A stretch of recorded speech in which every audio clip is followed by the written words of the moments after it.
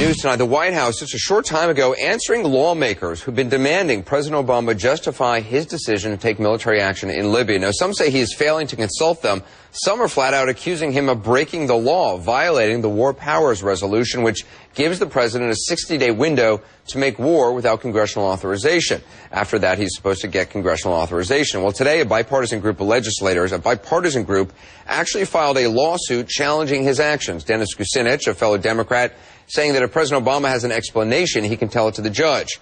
Tonight, the White House sent Congress a 32-page outline of the operation and justification of why it believes it is within the law. Quoting from this, the report says, the president is of the view that the current U.S. military operations in Libya are consistent with War Powers Resolution and do not, under that law, require further congressional authorization because U.S. military operations are distinct from the kind of hostilities contemplated by the resolution's 60-day termination provision.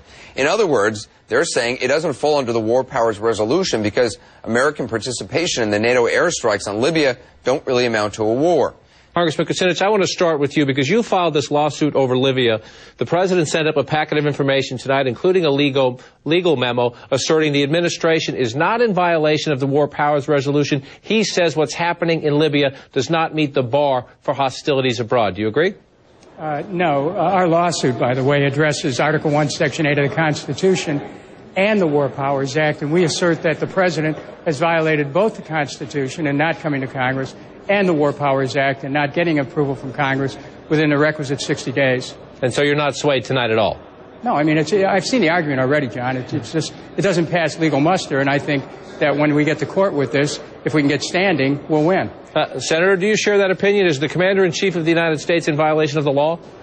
Yes, I agree completely with Congressman Kucinich, and I think people on the left and the right can both believe in the Constitution.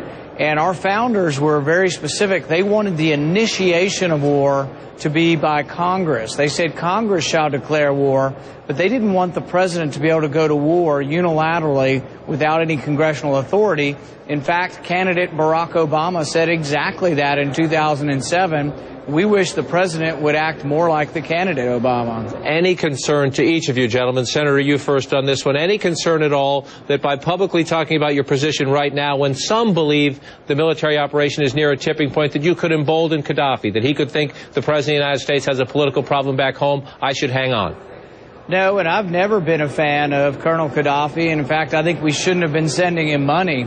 Many of the people who now want to attack and get rid of Gaddafi supported the bank bailout, which sent the Libyan National Bank money through AIG. So we've been sending foreign aid and money to Libya, and I think that's been a mistake for years, and now we're going to fight a war against him.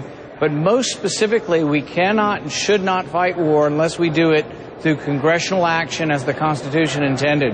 Any concern, Congressman Kucinich, that Gaddafi could make the case, I'm going to hang on, America's getting soft? Listen, there are a lot of people in the world that we would prefer weren't presiding over their governments. But our first challenge is to abide by our Constitution. And when we fail to abide by the Constitution, everything else that follows is going to be poisoned. So we must go back to the founders' wisdom, which was to separate the war power from the executive and to have it firmly reside in the hands of the Congress. And that's why we went to court today, John. And I'm hopeful that we'll get a decision that once and for all will establish that the founders intended for Congress to have the war power and that no president can take this country into war on his own instance. We're here today to announce the filing in federal court of a lawsuit that challenges the constitutionality of the war against Libya. The Constitution of the United States, Article 1, Section 8, makes it abundantly clear that no president can go to war unilaterally without the permission of the Congress. This lawsuit also is challenging a policy that permits the president to commit the United States to a war under the authority of NATO. Similarly, we're challenging policies that would allow the United States to be committed to war under the authority of the United Nations.